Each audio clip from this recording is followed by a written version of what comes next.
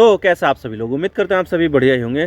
तो देखिए, आजकल इतनी ज़्यादा डिमांड पेट्रोल और डीजल की नहीं है जितनी डिमांड एक ऐसे मटेरियल की है जिसका हम आजकल हर चीज़ में इस्तेमाल कर रहे हैं। और वो मटेरियल है लिथियम, जिससे बैटरीज बनाई जाती है और उसमें एनर्जी को स्टोर किया जाता है। जैसे कि आप फ़ोन में देख रहे हो वीडियो ये, तो इसके फ़ोन में जो बैटरी है ना, वो भी लिथियम की बनती है। इसके अलावा अगर लैपटॉप में वीडियो देख रहे हो तो लैपटॉप की जो बैटरी है वो भी यहाँ पर लिथियम से ही बनाई जाती है। टैबलेट वगैरह, और आजकल सबसे ज़्यादा जो इसका इस्तेमाल किया जा रहा है ना, वो किया जा रहा है इलेक्ट्रिक व्हीकल में, जहाँ पर मोटरसाइकिल्स, स्कूटर्स और जो इलेक्ट्रिक कार होती है उसमें लिथियम का इस्तेमाल करके उसको रन किया जा रहा है। तो आजकल लिथियम का इस्तेमाल बहुत ज़्यादा हो गया है और हर देश चाहता है कि हमारे पास ज़्यादा से ज़्यादा लिथियम हो, और भारत भी ऐसा ही चाहता है, क्योंकि भारत के पास देखा जाए तो कोई भी भंडार नहीं था, लेकिन भारत ने यहाँ पर जम्मू कश्मीर के रायसी ज़िले में यहाँ पर 5.9 मैट्रिक टन का एक बहुत ही बड़ा लिथियम का जो डिपॉजिट है वो ढूंढ निकाला। लेकिन यहाँ पर ईरान, जो अपने गैस और पेट्रोलियम प्रोडक्ट के लिए बहुत ज़्यादा फेमस है, लेकिन इसके ऊपर जो सैंक्शन लगे हुए हैं इससे वो बेच नहीं पाता है,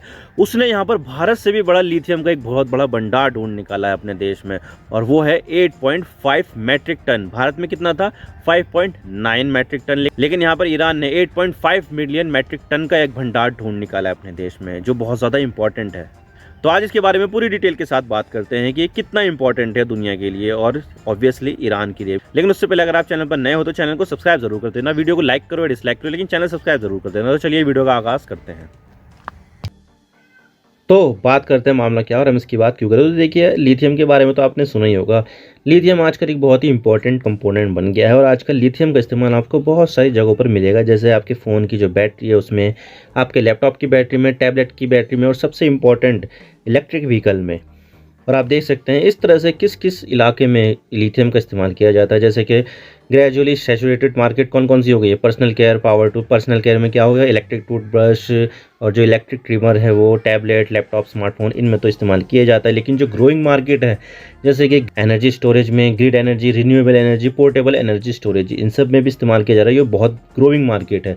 और इसके अलावा जो ट्रांसपोर्टेशन सेक्टर है वो भी बहुत ज़्यादा ग्रो कर रहा है, जैसे कि इसमें इस्तेमाल की जाती है इलेक्ट्रिक कार में। टेस्ला काफ़ी ज़्यादा बड़ा नाम है, इसमें लिथियम का इस्तेमाल किया जाता है। इसकी जो सेल्स है उसको बनाने में इस्तेमाल किया जाता है। आपने इलेक्ट्रिक बसों का नाम सुना होगा, उसमें भी बैटरी का इस्तेमाल किया जाता है लिथियम बेस्ड। फॉक लिफ्ट्स, जो लिफ्ट वगैरह होते हैं इलेक्ट्रिक आ रही है, बाइसिकल, मोटरसाइकिल, इसमें भी आजकल बहुत ज़्यादा लिथियम आयन का इस्तेमाल किया जा रहा है। तो बहुत ज़्यादा ग्रो कर रहा है ये मार्केट। और जिस तरह ग्लोबल वार्मिंग बढ़ रही है तो इससे कई सारे देश फॉसिल फ्यूल से इलेक्ट्रिक व्हीकल की तरफ शिफ्ट हो रहे हैं, जिसमें अपना भारत भी है। और भारत ने खुद से एक टारगेट सेट किया है कि 2030 तक जितनी भी गाड़ियाँ रोड पर चल रही हो तो उसमें 30% इलेक्ट्रिक व्हीकल हो। और अगर आज के आंकड़े को देखिए तो भारत में अभी ये 2% के आसपास ही हैं, जो अभी के लिए तो काफ़ी कम है। लेकिन जिस तरह से पेट्रोल डीजल के प्राइस बढ़ रहे हैं तो लोगों को भी अब ईवी की वैल्यू समझ में आ रही है और लोग अब ज़्यादा से ज़्यादा ईवी की तरफ शिफ्ट हो रहे हैं। तो डेफिनेटली 2030 तक भारत में 30% तक तो ईवी की मार्केट बढ़ेगी। लेकिन समस्या ये आती है कि ईवी को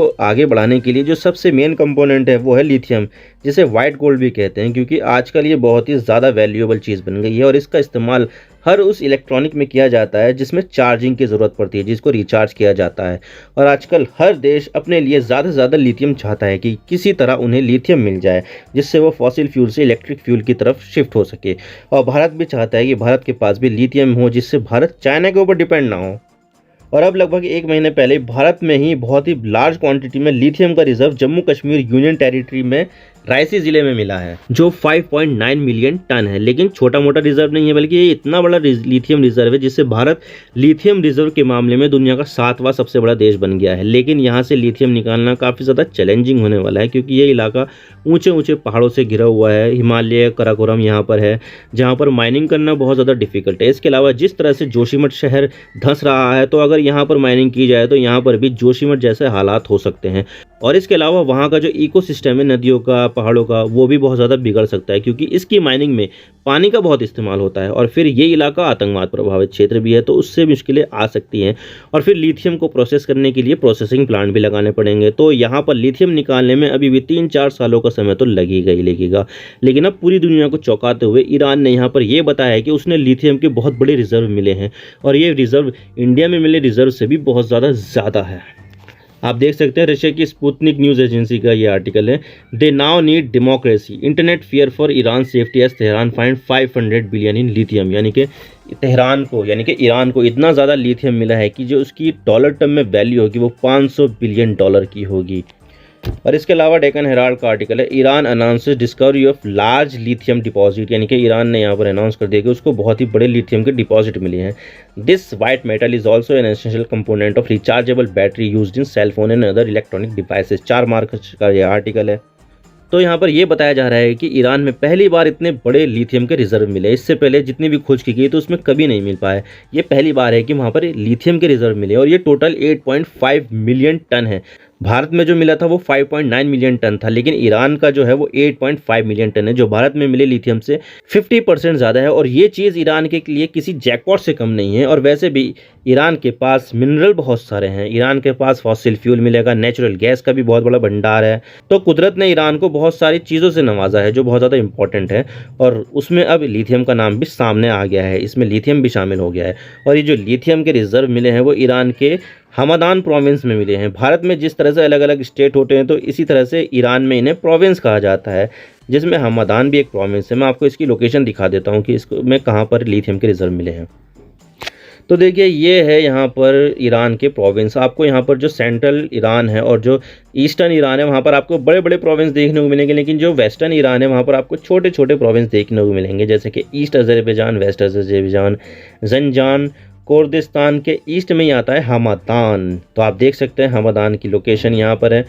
और ये है परफेक्ट मैप। आप देख सकते हैं कि हमदान यहाँ पर है, कहाँ पर है, ये पूरा का पूरा जो ग्रीन हो रखा है वो है पूरा हमदान स्टेट, यानी कि हमदान प्रोविंस, जो तेहरान से ज़्यादा दूर नहीं है।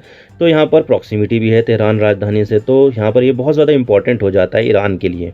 और अभी तो सिर्फ 8.5 मिलियन टन ही ईरान में डिपॉजिट मिला है, लेकिन ईरान की सरकार का कहना है कि जल्दी यहाँ पर और ज़्यादा लिथियम मिलेंगे, यानी कि लिथियम के मामले में ईरान काफ़ी बड़ा प्लेयर बन सकता है। और ईरान की इकोनॉमी जो इतने लंबे समय से सफ़र कर रही थी तो उसको भी काफ़ी ज़्यादा बूस्ट मिल सकता है, क्योंकि देखा जाए तो 1979 में ईरान में इस्लामिक क्रांति हुई थी, जिससे वहाँ के राजा रज़ा शाह पहलवी को सत्ता छोड़नी पड़ी और तब आयतुल्ला अली खुमैनी ईरान के सुप्रीम लीडर बन गए। और फिर ईरान जो पहले प्रो यूएसए होता था तो वो अब एंटी यूएसए बन गया। और जब कोई देश एंटी यूएसए बन जाता है तो उस पर यूएसए, ईयू, यूएन, बहुत सारे देश सैंक्शंस लगाते थे, जैसे कि रूस, नॉर्थ कोरिया, क्यूबा, और इसी में ही आता है ईरान। ईरान के ऊपर भी इन्होंने बहुत ज़्यादा तगड़े सैंक्शंस लगा रखे हैं। और अमेरिका ने तो ईरान के ऊपर दबाकर सैंक्शंस लगाए हैं। और रूस के बाद ईरान ही वो देश है जिस पर दुनिया के सबसे ज़्यादा सैंक्शंस लगे हुए हैं।